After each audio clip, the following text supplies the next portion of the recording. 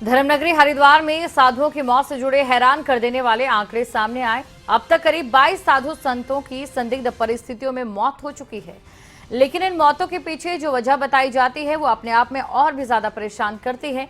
इस पर एक पूरी रिपोर्ट आपको दिखाते हैं।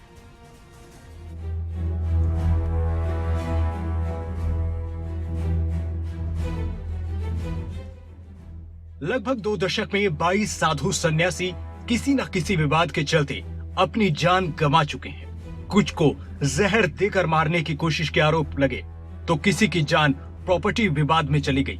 हत्या की वजह इन साधु सन्यासियों का रहन सहन तो है ही, वहीं जो संपत्तियां विवाद की वजह बनी उन पर सरकारी सील भी लगी है या अधिग्रहण हो चुका है। ताजा मामला अखिल भारतीय अखाड़ा परिषद के महंत नरेंद्र गिरी की संदिग्ध परिस्थितियों से जुड़ा हुआ सामने आया तो सभी को साधु संतों की सुरक्षा और उनकी मनोस्थिति की चिंता सताने लगी।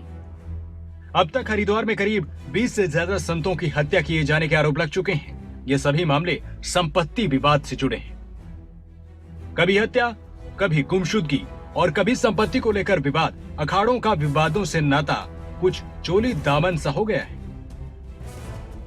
पिछले 3 दशकों की बात करें तो अब तक 24 से ज्यादा संत अपनी जान केवल संपत्ति की वजह से ही खो चुके हैं।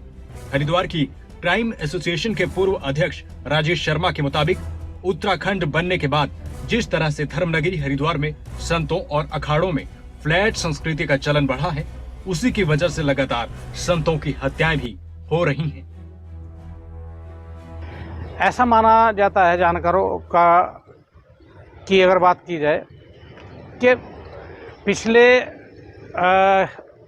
2-3 दशक में जब से संपत्तियों के दाम बढ़ने लगे हैं और अखाड़ों में विशेष तौर पर अखाड़ों की बात अगर की जाए, क्योंकि उनके पास बेशकीमती संपत्ति है, ज़मीनें खाली पड़ी हैं, तो भूमाफियाओं का एक ऐसा कोकस संतों के साथ मिल गया है जो उन संपत्तियों को खुर्द-बुर्द करने में अपने जो उनकी व्यापारिक दृष्टिकोण है उस हिसाब से, जैसा आपने देखा होगा कनखल और हरिद्वार में अपार्टमेंट बनाकर बेचने की का नया बिजनेस शुरू हुआ है।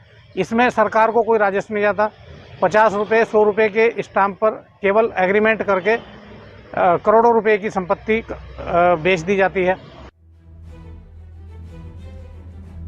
वही जंगल की कुटिया छोड़ महलों जैसे आश्रमों में जीवन यापन करने की दिनचर्या बना चुके साधु संतों और अखाड़ों की अकूत जमीन जायदाद पर हरिद्वार में विभिन्न अखाड़ों के साधु संतों का कहना है कि भूमाफियाओं के लगातार आश्रम और अखाड़ों की जमीन पर नजर होने की वजह से संतों को अपनी जान गंवानी पड़ी है।